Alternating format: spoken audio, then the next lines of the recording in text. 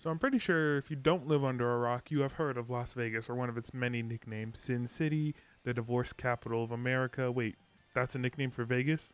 Apparently it is. But that's not what's important. The nickname I'm going to be looking at, which pertains to this video, the gambling capital of the world. I'm pretty sure you all know what gambling is, particularly the slot machine. You insert the money, pull the handle, and signs appear, and you hope you get the jackpot. I know, very simplified. I didn't go into detail, but we are going to be talking about how this slot machine here has managed to sneak its way into the gaming industry.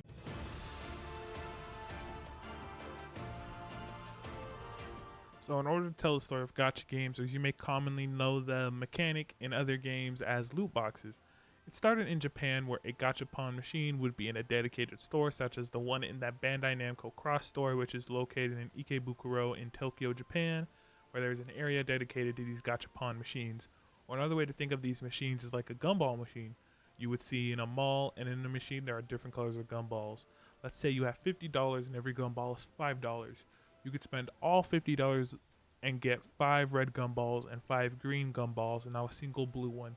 That is just a basic way to think about it, unless you include other colors such as orange and yellow, or maybe colors that look the exact same but have different flavors. Maybe one's raspberry while another's blueberry, and they look basically just exactly the same.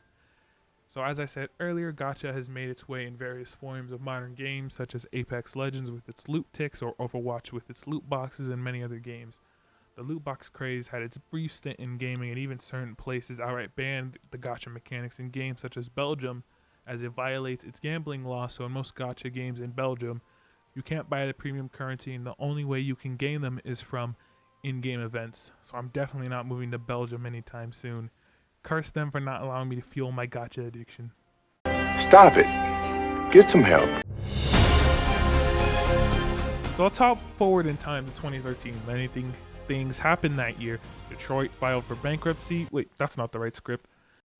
In 2015, there was this little game known as Payday 2, and during their Crime Fest event, they dropped this game mechanic called safes, which were basically loot boxes, but they were removed in May of 2016 in order to comply with European gambling laws.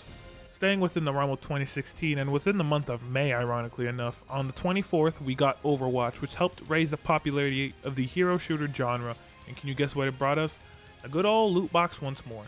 So when Overwatch 1.1 came out, and they removed such loot boxes and gave the community challenges to gain coins, I was excited. Until I learned that if you wanted to get, let's say, Kiriko's skins, all of her skins, the character that launched with Overwatch 1.1 on release, you would need 15,600 coins, or you'd need to play the game 5 years straight to gain exactly that amount of coins. It was bad that people wanted loot boxes back. Well, this Reddit thread I did at least, and it's Reddit, so I don't trust them as much as I could win the 50-50 on Acheron's banner. Next, we arrived at 2017, where we had the infamous Star Wars Battlefront 2 loot box controversy. As I won't go into much detail, but they locked a lot of major progressions such as ability upgrades and character unlocks behind these loot boxes, and the community rightfully gave the game the title pay to win. Finally, we make it to 2019 and the release of Apex Legends, and they have their Apex packs, which is yada yada, loot boxes, you get the shtick.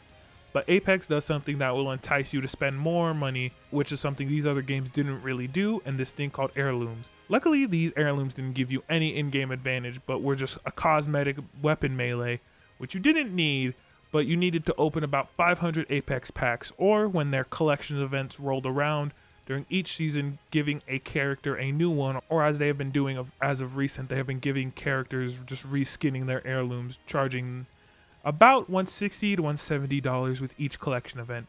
That's about, what, 2 new games and some add-ons for those games? Man, with that money, I could buy me and my buddy a copy of Dragon Ball Sparking Zero, and PS Plus for both of us to whoop each other's asses in the game, as opposed to a cosmetic melee weapon skin.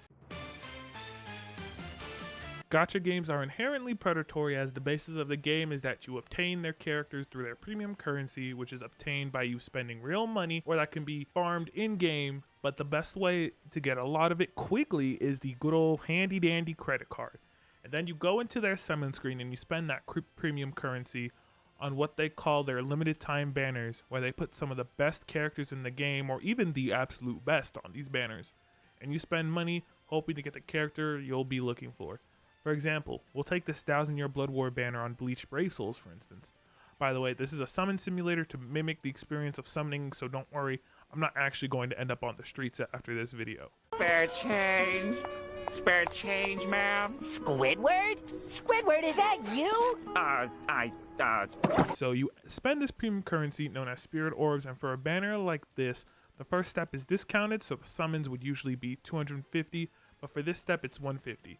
So we press this button and the animation plays and they give us our characters.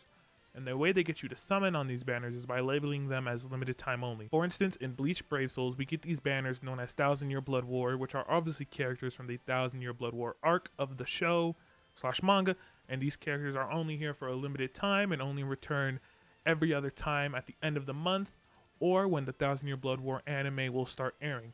So when Core 3 starts airing, they will bring back a banner with either new characters or older characters, and they will give us a guaranteed 5-star of one of these 1000-Year Blood War characters. Or in Dokkan Battle, where they bring out Dokkan Fest banners, specifically these Dokkan Fest LRs that come out mostly during Anniversary, Worldwide Celebration, and the Tarabana or Thank You Celebration is when we get these premium units. And in the case of Worldwide Dokkan Fest units that come out in the August/September time slot, people recommend you summon for the most, as they usually don't return until June/July if you play the global version of the game, but that will change as with this upcoming Worldwide Celebration, the Japanese and global release versions will be synced.